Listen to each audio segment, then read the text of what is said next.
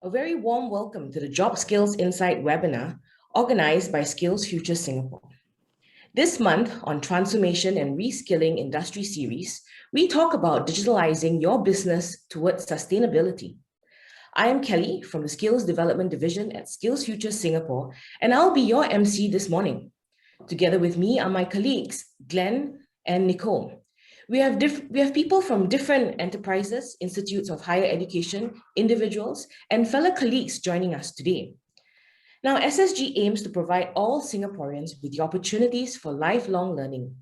We believe that the skills, passion, and contribution of each and every individual will drive Singapore's next phase of development towards an advanced economy and a more inclusive society. At every stage of your life, you can be sure to find a variety of resources to help you attain skills mastery and make informed decisions to expand your skill sets for professional and career development. Now, before we start, allow me to go through some administrative details. This entire webinar will take about an hour. During the webinar, attendees are muted. However, you can post your questions anytime by using the Q&A option on your screen. You can also upvote your questions that you want answered, and we will do our best to address them. If we are unable to answer all questions during the session, please be assured that we will address them after the webinar. Now, this webinar will be recorded and published on My Skills Future portal, SSG's LinkedIn page, and YouTube channel, and the slides will be sent to all attendees via email. Digital transformation is now more important than ever for organizations to win in the global economy. At the same time, we see organizations need to compete for global talent and skills to drive environmental, economic, and social goals. Today, our panelists will share how organizations can share some tips SMEs can take away to transform the skills of their digital workforce towards digitalization and sustainability. Without further ado, I would like to invite Shelvin, our moderator today. Shelvin helms a team of job skills analysts in Skills Future Singapore, and she and her team works closely with sector agencies, industry partners, training providers, and innovation-led firms to develop fit-for-purpose and timely job skills insights that can signal priorities for the workforce and skills transformation. Shelvin, please. Thank you so much, Kelly, for opening the session. I just want to say that I'm very, very honored to be hosting the session today. It's very significant for us on two fronts. First, it's our first of our Transformation and Reskilling Industry Series. And in this series, we want to invite our esteemed industry panelists to share with us the business journey, and more importantly, what is their talent and skill strategies. Second, it's important to us because it is really covering two of the most common buzzwords today, digitalization and sustainability. And at the session today, we want to make sure that it's not just listen with no action. We really want to give our audience here actionable insights that they can translate immediately into be it training, be it solutioning, etc. So before we start, let me introduce our esteemed panelists here with me today. First off, we have Mr. Alvin Ng. Alvin is the Vice President, Digital Solutions Asia Pacific at Johnson Controls. He's a good friend of ours, and he has over 20 years of experience in sales, business, and market development. And he has a huge wealth of experience as well as passion for digital transformation as well as advanced technologies. Alvin, it's so good to have you with us today. Next up, we have Mr. Swarup Biswas. Swarup is a strategic advisor to Johnson Controls, and he is instrumental to many of the digitalization projects within Johnson Controls. He led the digital transformation of the services team within Johnson Controls, which he will share with us more later. Swarup, thanks for joining us. Last but not least, we have Peck Hong, who's overseeing the School of Design and Environment in Ngee Ann Polytechnic. Peck Hong has more than 20 years of experience in real estate development, market and management, both locally and globally. Peck Hong, we're so glad you can be with us here today. Thanks. So without further ado, let me now pass the time over to Alvin and Swarup to share with us more about JCI's transformation and reskilling journey. Then we will take the next few minutes, 20 or more minutes to do a dialogue with our panelists. Over to you, Alvin and Swarup. Thanks. Hey, thank you, Shelvin, and thank you, SSG, for giving Johnson Controls the opportunity we are actually very excited on the amazing work that SSG and Singapore is doing, really around, retooling, reskilling, upgrading, but more importantly, as individual, we are constantly learning, relearning, and unlearning and relearning. So this has been really powerful for us in this partnership with SSG. Just to give you a bit of context and background to Johnson Control, we've been on a huge journey to transform ourselves as an industrial company to a digital industrial company.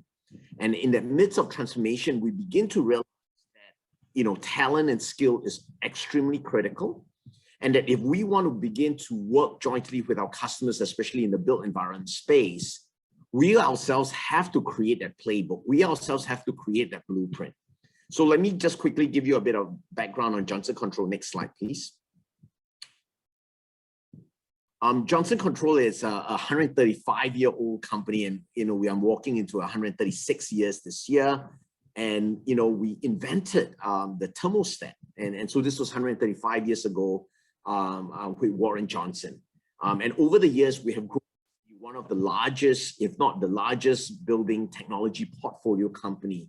We also acquired Tyco, and so now we have a full portfolio of building technology, from HVAC to building management system to fire and security to security, fire and safety and security, and now to really digital products, AI and platform. We are also one of the largest, in fact, having one of the largest installed base. 90% of the world's most iconic buildings are with our solution. And over the last 3 years, we have invested heavily on digital and really to build a portfolio of ability to unlock the potential or unlock the value of data within the buildings, unlock that potential value. And we firmly believe that as IoT transform, as IoT accelerate, as building become smarter, as building become healthier, unlocking that value of data is becoming extremely critical with digital, with platform application and AI. And then more importantly, we have a huge partnership with the ecosystem that we bring along with us, both the SME space, both the built environment and SME space. A lot of our providers of solution that partners with us, we deliver that outcome of what we call domain and digital. And I'm excited to actually introduce Swarup, who's a kind of a partner in crime, a mentor, who has been extremely influential in creating that playbook and that blueprint internally in Johnson Control in terms of our digital transformation. But more importantly, taking that same playbook, we are now helping our customers to transform in the built environment space. So with that, let me pass the time to Swarup.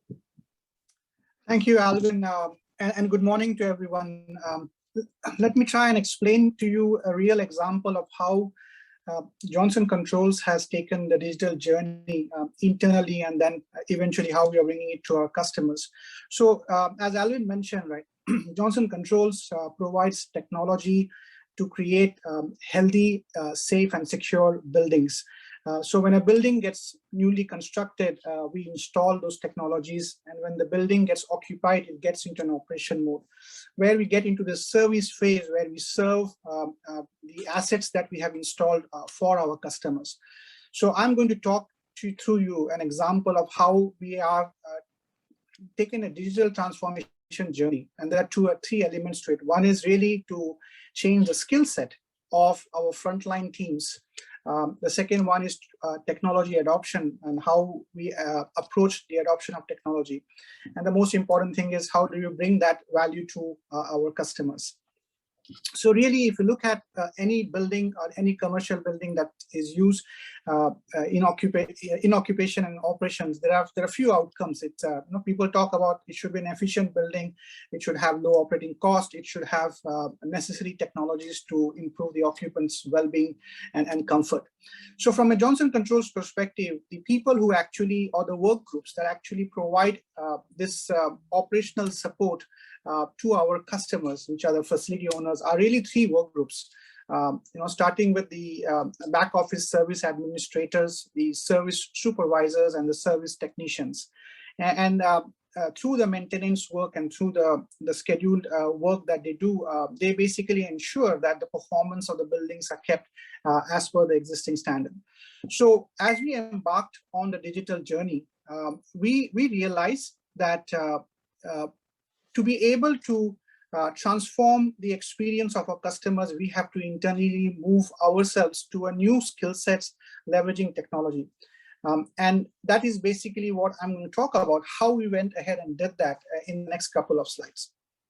So if you go to the next slide, there were some challenges if you look at, and some of them you could recognize within your own organizations.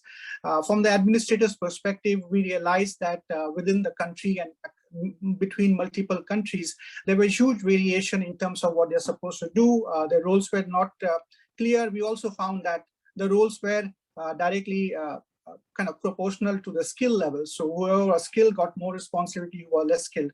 And we found a huge amount of gap. Then if you look at service supervisors who actually interface, we found that they were not spending too much time with the customers. They were very much spending time doing the back office work and not spending too much time solving customers' problem. They also lacked customer relationship and account management skills. They did not spend enough time developing the technicians and training them. So one of the things that we recognize is that we will leverage technology, but we'll also change the way create role clarity among these group of people, so that the new emerging work groups will basically be far more capable, but will also heavily use technology. So we basically set ourselves with transformation objective that are really 5. Each work group will have clear purpose, common goals. There will be strong processes, clear roles and responsibilities, and they should work with each other with the team mentality as one team. And the objective was really, from a business perspective, was really to optimize the field service capacity and resource utilization, efficient delivery of the services, and efficient task completion by our technicians. And the underlying principle was that we will leverage technology to kind of enable that. So how did we go and did it? It was a very simple, if you go to the next slide, please. It's a very simple, straightforward 8-step process. We basically started with the 3 work groups. And if you want to get a feel for how many people are involved within the Asia Pacific, these are close to 4,000 people. So it's not a small work group. Having said that, you can do it for a small size of teams as well, but we basically scaled it across Asia Pacific. There were 3 objectives from this work group: effective service fulfillment, excellent customer relationship, and deliver the necessary business outcomes that we have set up. So what we did was, first we went into a design phase. In step number 2, we basically put all the activities that these group of people perform on a table, and we said, let's create a very standard definition of what the activities they perform. And activities really means work performed. And we went and finalized that there are 24 activities that, if these activities are performed really well, the 3 outcomes, the effective service fulfillment, effective customer relationship, and delivering business outcomes will be delivered. So once we define those activities, and one of the things that we decided as a team in our brainstorming is, it's not so much process improvement, but it's about telling people how to do activities well. So that was the biggest change in our approach. Then the activities were clearly assigned to people, to the work groups. So we looked at the 3 work groups, we assigned those activities as step number 3. Then for each of the activities to be done well, we identified what competencies are required for each of the work groups. We created new job roles and new positions, and we created this as a standard. And what we came about are basically 3 new roles to replace the old roles. That is service delivery manager, service account manager, and the frontline service personnel. Based on, then we went to each country as we went and deployed it to really identify where the gaps are in terms of learning and development, because there was technology element to it, there was capability element to it, and there is new skill set element to it. So we basically create curriculums for each of the work groups. So now within Johnson Controls, for service delivery manager, there's a clear curriculum in terms of what does it take for them to be certified as a JCI service delivery manager, for example. Then we addressed all the technology operating gaps that we have within each country, and we basically developed a playbook and we ran that. So how does the whole the process look like? And it's not a one-year journey, it was a two-year journey. We started in 2018 and we are still in working through phases. So if you go to the next slide, I'm quickly going to talk about the fundamental approach. So the fundamental approach is really a very simple diagram on the top. Whatever you want to change, if you want to upgrade skills, my advice is to look at activities performed by work groups. So that's the fundamental change in our approach. Then look at how these activities will be allocated to people, look at the organization design and also the work group skills. And then look at how the technology platforms or digital platforms you have will enable some of these activities. And this is an iterative process. So this is not that you do one circle and finish it. That's a continuous process. So as you start looking and refining the activities, refining the role clarities, refining the organizational structure, refining the IT infrastructure, you basically start to move towards digitization of your businesses. We had a very simple approach in terms of our approach. We introduced a program. We ran a workshop in every country to assess where the maturity and the baseline is. We set a 1 year, 24-month aspiration for every country. We developed a playbook and then we piloted it with one team to understand and learn what are the local market specific changes that we need to do. And then over a period of 24 months, we basically track, adopt and deploy. So that's basically our journey that we took to kind of transform the frontline services business that we have to really provide the outcomes, but more importantly, transform the skill set of the people who actually create value for us by working and engaging with our customers. And that's our brand and the way Johnson Control gets represented in the market. So that's all I have for my update, and I'm going to pass it back to the moderator. Yeah, I might want to just jump in and just talk about 3 key points to add on to what Swarup is saying. I think number one, from a transformation standpoint, agility and speed, having that speed and agility culture, it's becoming extremely critical. And that itself has taught us a lot, being agile and understand speed and do it in this manner that Swarup has explained. I think the other perspective is we've been adopting that culture of experimentation, right? That we want people to try. We want people to go out there and start doing it. Start small, but start. So the third thing is really around start small, but start. So cultural experimentation, start small but start, and speed and agility were the 3 key tenets of the cultural transformation that we were pushing the services team on. And Swarup has really done an amazing job jointly with his team to really create that playbook and that blueprint internally in JCI. And now we are taking that same thing and applying it to a lot of our customers. Back to you, Shelvin. Thanks so much, Alvin and Swarup. I must say it's a very powerful message. And what strikes me really much is what hit home really is your focus on people at the start, people and processes. And it's very clear you identify things like the role clarity that needs to be very clear. And then technology comes in as enabler. And it's very clear, it's helpful that at every level, every process, you identify where are the technology gaps. And that's where your platforms and systems comes in to, at the end of it, support the technician in terms of improving their operating efficiency. So that to me, it's very exciting. I just wanted to ask then, between Alvin and Swarup, in the whole process and the whole, from 2018 until now, are you able to share with us some of the challenges that you went through? And did it then lead you to iterating the process in the course of the last 3 years or more? Yeah. I think if you can hear me, so I think the challenges that we would have anticipated was really executive sponsorship. But thankfully, we were on a transformation journey. So we had very, very strong executive sponsorship. And that's not just at a regional level, within the country level. The second piece is that you have rightly pointed out, the key to convince the frontline work group was not to tell them that why the technology is going to be good or why the new process would need to be good. So we actually went and said that we explained to them what are the 24 activities that if we do well, we will become world-class in terms of our service business. And people endorsed and agreed that those are the 24 activities. We also explained to them that some activities are customer facing, some activities are not customer facing, some activities are value creation, which means we actually do work at site.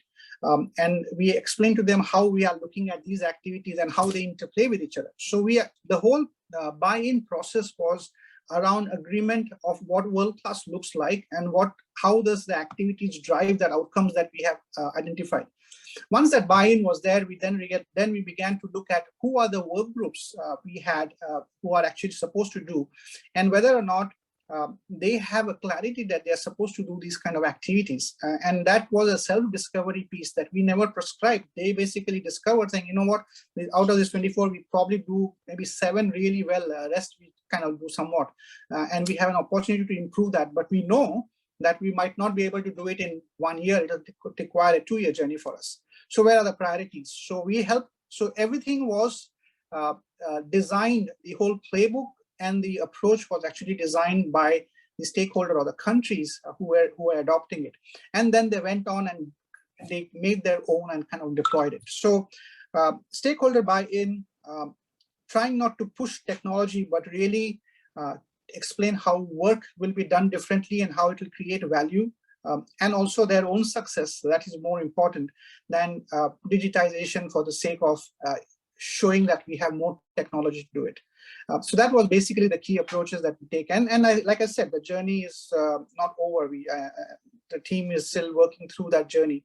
And with COVID, things have to be improvised, and there's more technology coming in, but the model doesn't change. The activities don't change fundamentally.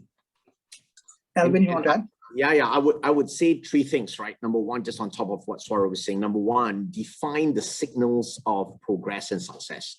And I think what Swarup said earlier was very powerful, that as a company and as a team, they defined those signals, and that those signals became that driver, that motivation, that inspiration. So I think that's extremely critical to define that. I think the second thing is it's always an iterative process. You try, you learn, and it becomes better. They identify the signals, they understand, they get inspired, they do more, and then they progress. And then lastly, creating that learning culture. And that to me was probably the foundation, that everybody had that desire, that motivation of learning. And this was new, this was transformative, but people says, I want to try because I want to learn. And that learning culture, instilling that learning culture became critical for us as a leadership team. Thanks. I really like this part about the progressive success. It's not just success from day one, but be very clear progressively what is the milestone and what the staff can expect at each stage of the transformation. And you talk about the iterative process and the learning culture. So I want to zoom in a little bit more on the culture part. And it's interesting why, because Alvin, you also mentioned at the start of it that JCI started as an industrial company, right? Very, very strong in the domain area. And then you layer on over the past few years with a very strong digital platform. And you have very clearly pointed out there are 2 parts, there are 2 experts in a sense within our organization. One is the domain experts, one are the digital experts. So I also want to then ask you, how do you manage to groom, your pool of internal digital natives from your whole transformation journey? And was there reskilling required to groom this pool of digital natives? Yeah. So maybe I'll answer and I'll let Swarup jump in. I think Swarup can probably provide a bit more prescriptive examples. But I think in general, like what we talk about cultural transformation, in every team, you're going to exist kind of what we call domain-centric talent, right? They are very good at mechanical, electrical engineering. They understand the process. They understand the business, the traditional industrial business really well, right? then we are beginning to hire the digital natives, the people that understand analytics, the people that understand how to take data, how to digitize processes, why digital is becoming important. But what we've learned is the middle one, right? The middle one is what we call the digital migrants, the people that are the translators, the people that have either been in the domain for some time but are passionate about digital and knowing how digital can enable them and can scale and can drive simplicity in the way they work and drive value. These digital migrants are what we call the translators, whether we hired from outside or internal, but we believe that more successfully is to take a bunch of people internally that have that passion to wanting to change, that passion for digital understanding the power of data and unlocking the value of power of the data. These are the people that we bridge the gap between the domain guys who are really good at what they do and then the digital natives that we were hiring. And we begin to put these teams together. And now culturally, there is that connection point and that translation point that started to evolve. So the digital native guy became more domain centric. The domain guy became more digital centric. And that was what we did. Swarup. Yeah, no, I mean, just a couple of points to add on that is really, you know, there are three groups of people who need to move towards digital. The people who are actually operating the business. And I gave you an example of services. The second piece of people are our sales organization who really are selling the new value and new solutions to our customers. And the third group of people, the most important one, are also customers. Customers also need to be educated because everybody is moving to it. So the industrial digital company that Johnson Controls talks about is really moving on how we provide solutions, how we provide service, how we provide outcomes to our customers, leveraging digital platform. And what Alvin explained was it required people who really know the subject and the domain, which is really the building's environment. And it's a very, very old industry. So there are people who have been in the company for 30 years, 40 years, really know the stuff. But at the same time, we have to infuse the skill that a lot of work and services can be done and value can be created leveraging technology, IoT, digital. So there was a new breed of people coming in who know that world.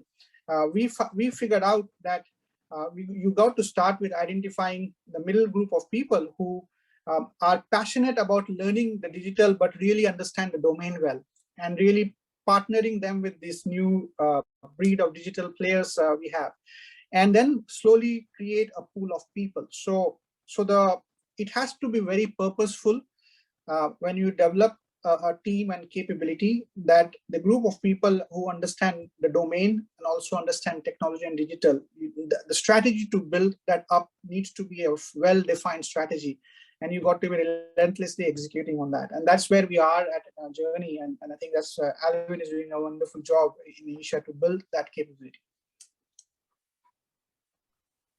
Thank you. This is very powerful, because I think there are so many SMEs out there who are very strong in the domain areas, but digital is quite new to them. And therefore, what you're essentially saying is, it's not really bringing in the digital natives. They can do their part, but more importantly, what you have shown in your transformation journey is really building up that pool of digital migrants, what you call the translators, right? The connectors between your old world, which is your domain area, as well as the new world, which is in the digital space. So with that, I want to move over to Peck Hong. And also, I know Peck Hong, where you are in Ngee Ann Poly, you work a lot with many SMEs from different sectors across the 9 schools, right? And many of them are big and small. And I know MP also have a very strong startup ecosystem, which develops some of the solutions that can support SMEs. So then I wanted to check in with you from outside in approach to look at this whole transformation journey. How can you share some of your experiences you have when working with SMEs, and also whether any trends that you see between the bigger ones and the smaller enterprises? Thank you, Calvin, and good morning to all. Yes, so at Ngee Ann Polytechnic, now we are no longer just a polytechnic for the 16, 17-year-olds. We are also a polytechnic for all ages, right? And engaging with enterprise partners is important in building capabilities. So the first step is usually the co-development. The co-development of enterprise partners is usually in response to the training and skill needs of our partners. So it's therefore very important to understand the needs of our partners. So programs are then subsequently open to benefit enterprises or individuals who may have similar needs for the similar skill sets, etc. So allow me to just share perhaps two examples of how what these are. One is our data school, and where we have worked with ocbc to train over 150 of their staff to become data analysts and data scientists. So again, like what Swarup and Alvin mentioned, not everyone is, most of people have maybe their domain skills, but we need the bridge, right? And the different staff within the organization actually also have different level of skill sets. And this program actually allows them to come in at different levels. So there are different tracks depending on the requirements. And the programs are actually now open to the public as well.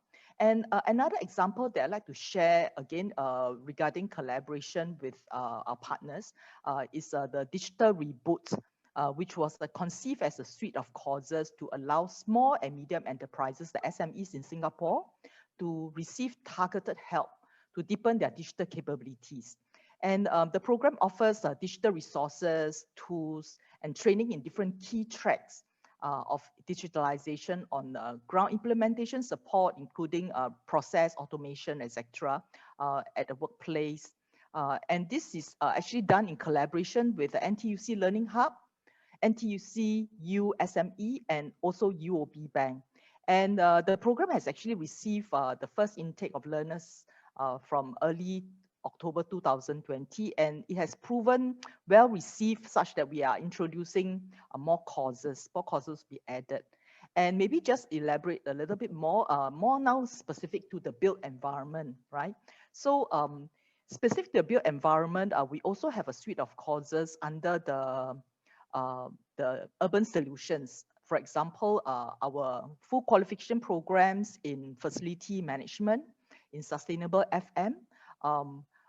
There are modules such as smart and green building technologies, which covers the application of sustainable and green building design concept to our built environment on building performance. It also covers the application of technologies to improve systems energy efficiency. So they have the domain knowledge, like what Alvin has mentioned. They have the domain knowledge of mechanical and electrical engineering, but this information will actually serve as a gap. This training will actually serve as a bridge for them to go into something that will help them in the digital area. And just today in the Straits Times on page B3, there's a listing of MP part-time diploma courses. So for adult learners who may be interested, you can just take a look at all the whole suite of programs available. Thank you, Calvin. Thanks, Peck Hong. I'm hearing from you. The two examples was interesting. Why? Because essentially the one with OCBC you're saying it's a program designed by industry partners. In this case, it's OCBC. Yes. But it's meant not just for themselves, but it's meant for SMEs. Yes. So in a sense, the trainees can have the best of both worlds, right? Yes, yes. Hearing from an industry leader in the space, and also being able to access the content, and also being able to layer on with MP's pedagogical expertise. That's right. And the other one that you mentioned, the data reboot, is really, it's like a training your domain experts to be domain plus plus. And the plus plus is really about the digital part. Yes. And it's then very accessible for existing workforce to come on board the transformation journey. So that's exciting. Yes. Whether do you see any similarities in the trends between the bigger ones they work with and the smaller companies? I think the needs are somewhat, I can say, the same and yet different. So even like in big corporates, like big companies enterprises. There are also colleagues, staff with a different level of domain knowledge and different needs. So for example, if in the IT side of the house, the staff will be very familiar, right? Very familiar in the domain in this digital area. But say, for example, the staff at the front line who is actually interacting with the customer relations, or even the project management staff, they will know their domain area, but may not be that enabled in terms of the digital domain. So I guess at different companies, whether be it large or small, the needs are slightly different. But what I'm saying is that the requirements will be tagged to what is needed at different scope, the different scope of staff, and staff coming with different backgrounds and skills, right? So this the courses that is available, actually they are also modular. So people can come in and say, hey, actually I already know this, right? I'm already a mechanical engineer, but I need to know how automation work, or how I need to know a little bit more on that, and they can actually then dwell in on that. Yeah. Thanks.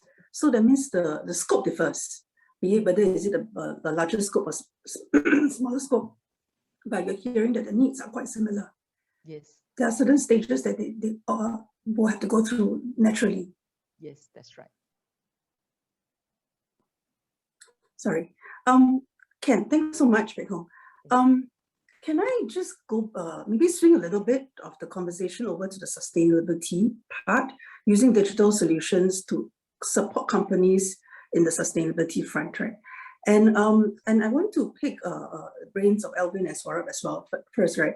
To talk about, really, I know JCI's mission is really about in the space of creating safe, healthy, and sustainable buildings. And that also means that you need to create a workforce that believes in it and also are able to live out the values. And I know JCI has this very interesting and very innovative, first of its kind, Open Blue innovation platform that allows you, that has allowed you to marry the expertise from the science part of it, the technology part of it, and most importantly, the human experience part of it. And in this first of its kind capability. And I wanted to ask Alvin and Swarup to share a little bit on the genesis of it, and how do you look at it from a people first strategy when you design it, and also the outcomes that it has created in terms of environmental outcomes, social outcomes. And there's also one question, I think, from the panel that's asking about outcomes from what Swarup shared earlier about the transformation. So I just wanted to see whether you can put them together and give us some flavor of, what is the outcomes that you're seeing on the ground. Thanks. Okay. So, hey, thanks, Shalvin. So we've been very excited. I mean, we have a huge partnership with Economic Development Board of Singapore, building our Open Blue Innovation Center and our Living Lab in partnership as well with NUS, National University of Singapore, School of Design Environment. And we partnered that to really develop and research and innovate on together with our ecosystem partners as well, on solutions really revolving around sustainability, AI, and wellness. So these are the really three big broad topics that we've been driving. And so we think of this as what we call the now, the next, and the beyond, right? And the now today with our Open Blue suite of solutions are really driven around focusing on energy efficiency, optimization within the built environment. So a software, a platform that really scales and drive that focus and the journey on sustainability. The next is where we are now putting in a lot of effort in also partnering with the university in building up what we call the digital twins, and the digital twins of both from the design of what we call the design digital twin and the operate digital twin. So the operate digital twin is where Johnson Control spend a lot of our time on in really creating that lens of the future, that visualization, that analytics, that human-centric, what we call an experiential engine, and the platform engine, that holistic engine that of platform, analytical, optimization, human experience, and visualization. It's now bringing together our ability to move sustainability from reporting to management and walk our customers and help our customers through that journey. And then the beyond part is really exciting for us. This is really where our partnership with the research and innovation with Singapore government and NUS in driving AI. And I term AI as learning technology.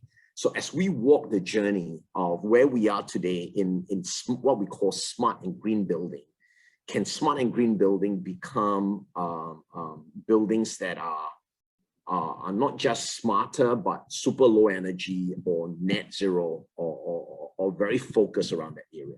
But as you walk that journey, it now become, and the next beyond is what we call autonomous building, where we look at buildings that is self-healing, that's self-adapting, and at the time it drives that whole energy efficiency, that constant, what we call tuning of the building performance, and allow our customers to achieve their outcomes in walking their journey towards net zero. Okay, so I would say that we split our work here in Singapore and beyond, and spreading across APAC into the now, which is the solutions we have today that's already addressing all the energy. The next, which is the advancement, which we also have, but we are augmenting it with a lot of the great work that we are partnering with the ecosystem and the university here. And then the beyond is where the research and the innovation and the science that we are putting into for the future. And that's where we've been very excited about. Okay. Swarup, do you want to add on to that? Yeah. I mean, nothing much to add to what Alvin said, but there was a question in terms of the impact. I think one of the biggest impact we have seen is, we found out that the supervisors work group or the service account manager work group was the critical work group for not only our recognition in the market, but also to be able to solve customer problems, because these are very experienced people. And through this program, we actually unlocked almost close to 25–30% excess capacity of the supervisors by not allowing them to do work that they were doing in the past that was not customer facing. And we moved those skills and work to the service delivery managers. And that was one of the big pieces that unlocked a lot of potential. So they spend more time helping the technicians solve the problems. They spend more time with the customer understanding the problems. That in impact also helped us grow our business, because now we were able to articulate better outcomes and value for our customers. So we, in 2019, pre-COVID, we did see a nice growth in the business as well in Asia Pacific. So there are multiple outcomes. I think the important thing is that if we know we are able to clearly define the work groups that are supposed to deliver a business outcome and a customer outcome, and able to convert that into real activities, and then map how do we make sure each activity is done well, you will automatically start seeing the outcome, because the activities are aligned to customer outcomes and the business outcomes themselves. Thanks so much, Swarup and Alvin. I picked up a few points about Alvin, you shared about the now, the next, and the beyond.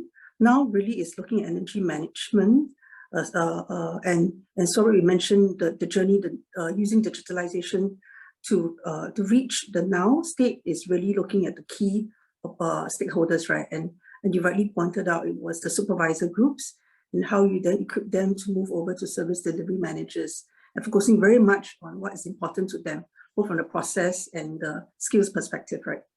And then Alvin, you talk about the very exciting part about the next, which is in the near, which is already, I think it's happening now, right? Starting to happen now. And you talk about how we move sustainability, not just from a reporting perspective to a management perspective. And what's really exciting coming up is your beyond, which is how you look at and you probably give sustainability, sustainable a different definition. Sustainable buildings, what does it mean? It means it is autonomous, it self-generates itself, it maintains itself in that sense, right? And therefore, if technology can do well in the maintenance, then really you are really freeing out the important workforce to do what's more important, which is managing the business, managing the people. So that's to me is very, very powerful. And I just wanted to share a little bit of what from skills future perspective, what we've seen from the statistics, right? And I thought it does resonate very, very well, right? This is the stats that we've seen from our job skills insights in terms of the top 20 most in-demand green skills clusters that cuts across many, many different sectors across our 34 skills frameworks. And you see that the top 5 skills are really in the green process design. That's really about manufacturing process, about green process design, right? ESG, which is a very important buzzword today, right? And carbon footprint management, surprisingly, is also very important. We are seeing it in not just services sectors, but also manufacturing sectors, environmental management, and most importantly, sustainability management. So I just wanted that these are very transferable to us, transferable not just within the built environment sector, but also beyond.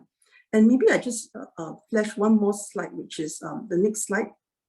This allows us to peer into every sector and to see what are the green skills that are most important and most relevant to the most number of job roles within the sector.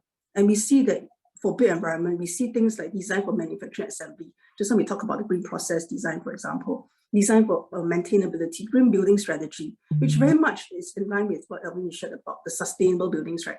And then we see things like green facilities management, because it's down to maintaining the facilities. House is also about placemaking and programming of spaces from the sustainability perspective, right? So I just wanted to share some of these stats. I want to hear from our panelists today. What are your thoughts about this? Does it resonate with what you're seeing on the ground? And your thoughts about this? Maybe we start with Alvin and Swarup, and maybe Peck Hong can jump in as well. Sure, Shalvin. So here's maybe, this is an amazing work done by SSG. I think this has been also for me an aha moment, how our green economy and our journey and our walk in Singapore to the green plan, and how this is becoming extremely critical. But in a built environment space, very interestingly for us, we are beginning to see the move and the shift from what we call facility managers to experience managers. We are beginning to see the shift from business analysts to data scientists.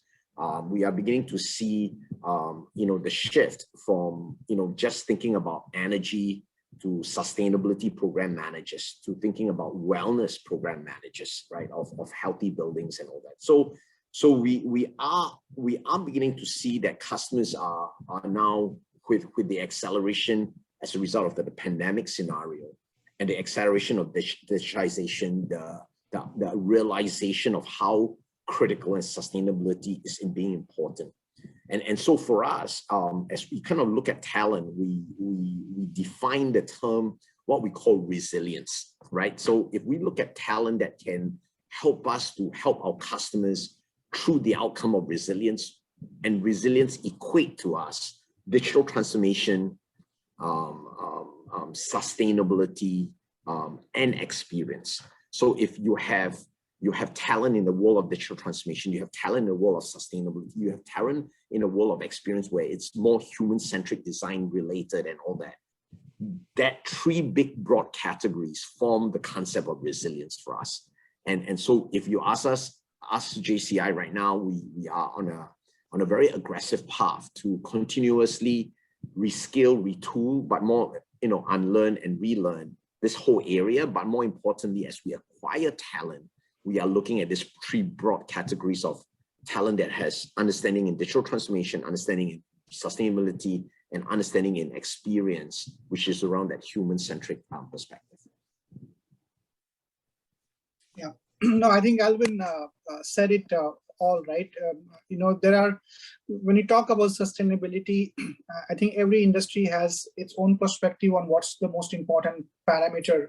For the built environment segment, energy is one of those big parameters that we believe is important, and energy is really how much electricity you consume to run a building well. So I think when you look at some of the skill set that are required, the first one was around green processes, and if you look at from a building's perspective, the processes, the traditional facility management was more exception-based management, but really where the emphasis will come in the future is how buildings are operated on a day-to-day basis. Now, clearly, you will not be able to in person do the every hour operations, you will require technology. And that's where the digital technologies like companies like Johnson Controls and others are bringing in. So how do we ensure that on a real-time basis, we are actually operating the building? And what are the processes required to maintain the basic level of comfort, basic level of health, at the same time optimize for minimum energy consumption? It's a process.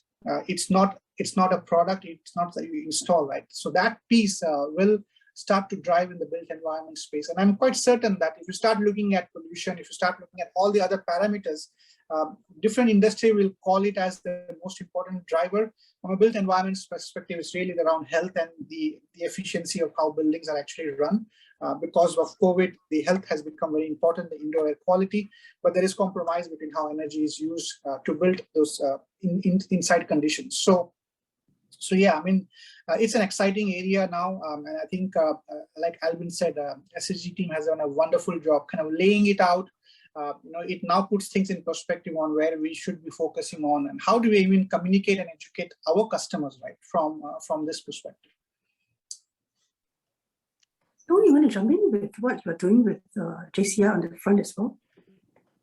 Yes. Hi, Kelvin. So I think for the built environment, the Building Construction Authority has also been putting up the strategic trust, one of which is the design for manufacturing and assembly, green buildings, etc. So in terms of our preparation of our students, both the O-level students who just come into the Polytechnic and also the adult learners, all the curriculums are actually do have such contents to help prepare the students. And I think one of the example that I mentioned about collaborating with enterprises to train emerging skill is our partnership with Johnson Control. Alvin, we had a good partnership with Johnson Control and also with Skills Future. That is actually our up-and-coming program, which is specifically to address this area, right?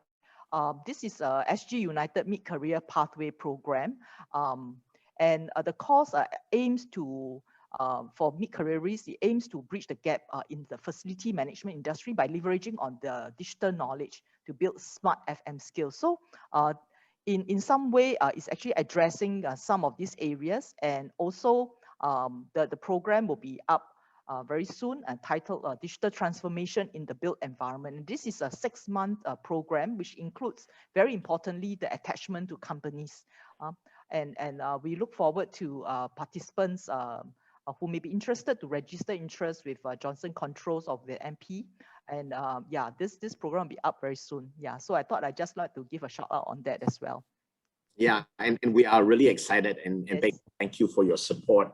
And SSG, thank you for your support as well. I think we've been been the pioneers in wanting to really support and change this industry, and we are excited about it. So look forward to whoever that's out there to participate in this program.